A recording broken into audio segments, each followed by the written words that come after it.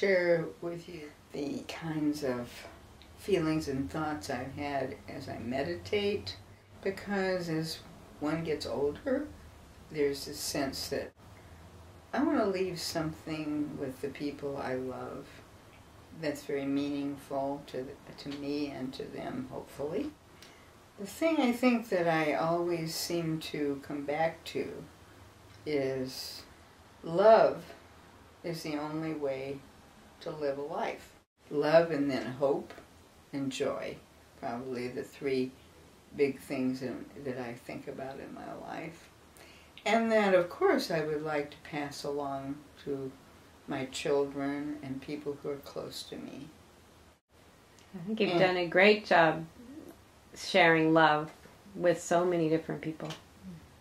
Yeah, it seems like it's the only thing that works. You know, I've tried other things. When I was young and didn't have a lot of experience, and I was learning about in early childhood education and hadn't finished my classes yet at the University of Washington back in the 50s.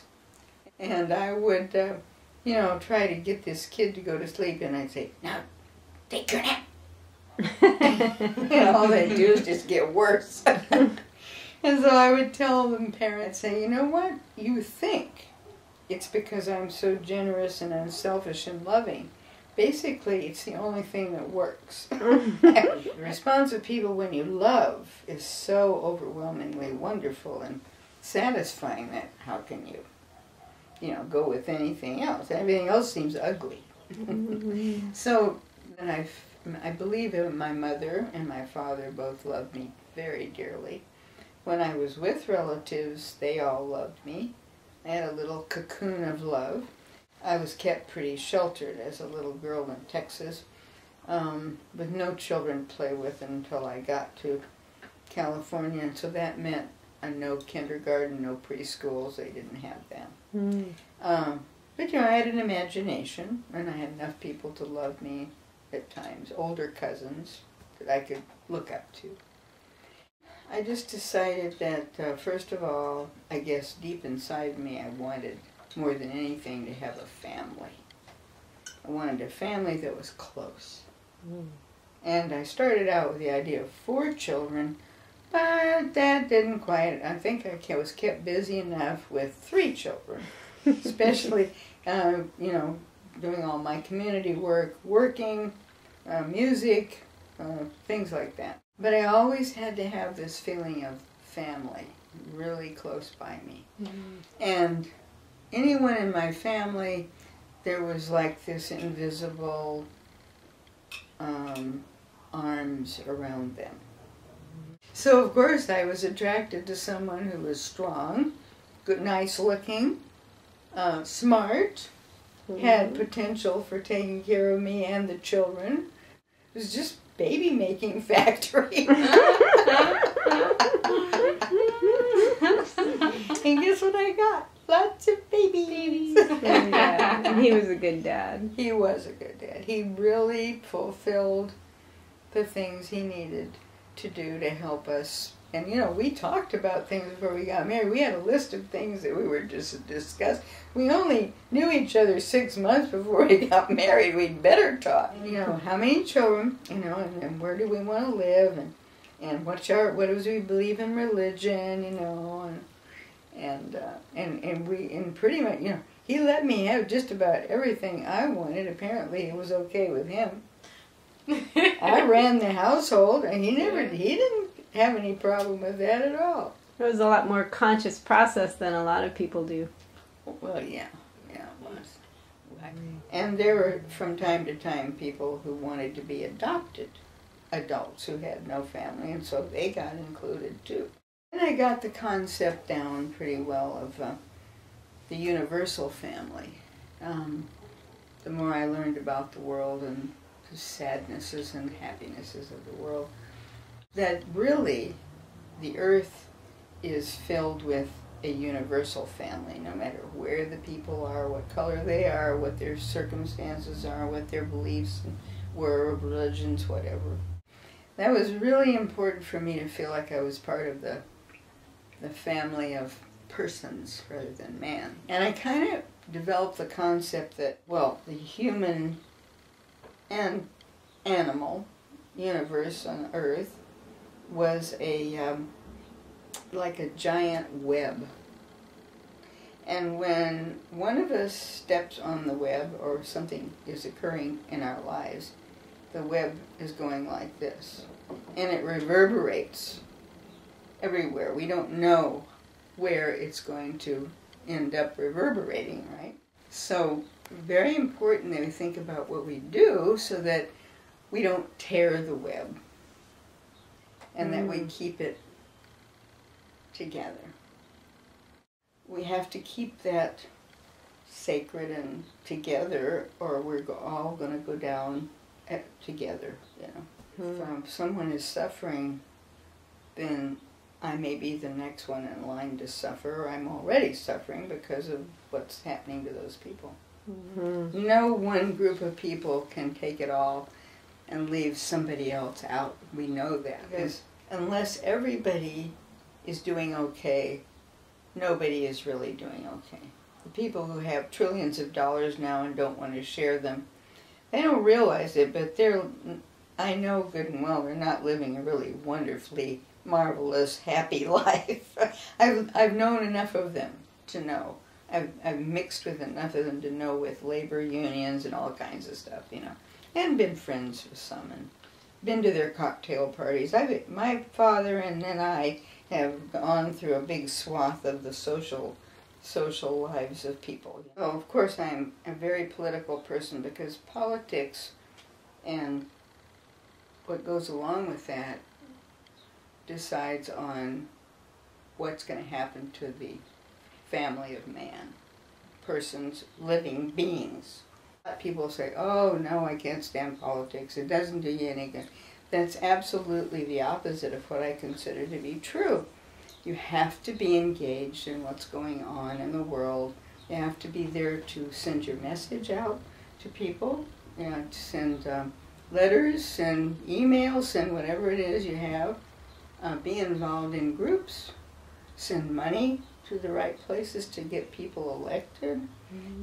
I was lucky to have a father who was out in front in every social cause there was. But I learned an awful lot that way, and I didn't have to stay so tightly and bound in my little world.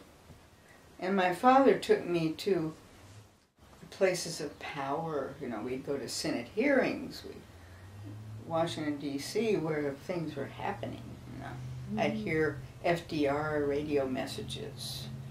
I mean, my father would feel so like he was empowered because there was somebody there who was decided, yes, Social Security needed to be there. We need to take care of the poorest people with no food, you know. I would join with a group that I believed had a really important message that they were trying to get out. And then I say, okay, well, how can I help do this? And if it was something that was going to really hurt the earth right away, like nuclear power or something of that nature, or wars like Vietnam, then I felt like I had to put my body where my mouth was and get out there with my signs and march and, you know, and find the people who seem to be making the most sense and the ones that seem to be the most respected, and go with them, and knowing that there was never going to be a time when everything was perfect. And I think that so many times people fall into that trap. You say, well, this is so imperfect, this is so flawed, I'm just not getting involved at all. And I think then you know, you lose that voice. When people would say, how can you stand to read a newspaper? I would go through the newspaper and I would find some little tidbit every day that was showing how maybe some of the United Nations was making a better decision, or how we were getting food to an African country, some tiny little step that would be the positive one. And people say, what are you watching the news for? And I'll say, little tiny bit of step forward. My poor mom, she didn't really understand very much. She loved him dearly. So she would go with him, and I would have to be the one to explain to her why we needed to do it. My brother and I were very close, but I'd have to keep him feeling like it's okay. You'll find a school that's good for you there, and so forth and so on. I basically was the counselor for the family. So it wasn't surprising that I would then go ahead and prepare academically for counseling. First of all, it was the psychology department at the University of Washington for my bachelor's. I got my children into preschool and realized how important that was for them.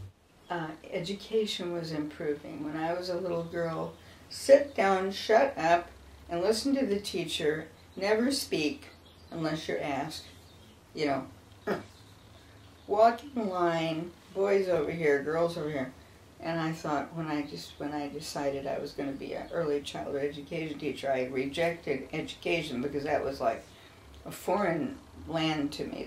That was the way they were doing things at that. They were the farthest behind in social issues of just about anything. And you know, my father says a child is someone that you open up their mind, you pour stuff in, and that's how they learn. That's what they believe. And I started to work, and I helped form preschools, one in Kentucky for low-income kids who had nothing. There was no kindergarten. We called it a kindergarten. Worked with kids. Started the Yellow Sub with the help of some wonderful mothers that I'm still friends with, and their children are still in contact with me.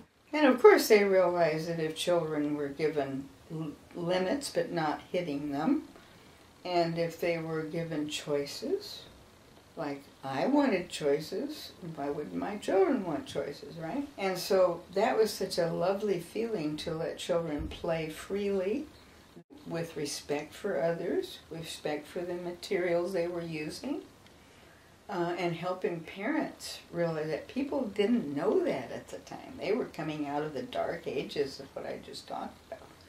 And so to be able to bring light like that to people, and they thought it was almost magical, and I just said, you know, this is what I learned, and this is the way we're going to have it in this school. It was a multicultural program in Southeast San Diego, so that we had all colors of children. And it was a beautiful experience. It was second only to my having my own children. And then I decided I needed to finish up, and when I found out about Union Institute, where you can have your degree and keep continuing on with the work that you're doing, and get a PhD. That was wonderful because I could incorporate what I was doing. We started a learning center that would take children with emotional behavioral problems, and that was along with the parent participation program for just mornings that we had to begin with. And these very strong families who said, we want our children to experience a multicultural experience. That was before Head Start. So you were like the counselor as a young person, and then you chose that as a career, and I'm just wondering, how has that shaped your experience, and has it been, how's the early experiences been hard in your life as a counselor, and how have they helped you, you know? I didn't even know what a counselor was when I was young. And so it was like when I grew up, then it suddenly dawned on me that I had been this person that was keeping the family together. Because there was something precious about the family that I needed to have. I got this degree in marriage, family, child counseling. Mainly, I believe, and to answer some more of your question, I needed to find out the secrets of why I had these puzzles in my life. What was the core reasoning behind why do people behave the way they do? It's like, what happened to you? Yeah, what happened to me? How did I turn out this? How did other people turn out the way they did? Instead of looking at someone and saying, oh, I don't want to be around them. You know, they're just disgusting or whatever it is. Instead, finding out why they did why they've become who they are. And once you understand something, you can't hate it anymore. Sounds like it was healing for you to it was understand the psychology of like how families shape the way people are. Exactly. And you could understand more of yourself. A journey of healing to heal my wounds, old wounds, to learn how to forgive. I was very angry at my father for a long time, even after he died, because he had just, he didn't know at all how to help a child, ever ask a child, would you like this, or would you like to do that, or it was just, we're doing it, To understand all things is to forgive all things. Now, that doesn't mean I'm going to like the way people behave. It doesn't mean I'm happy with it or that I think, keep right on that way. No.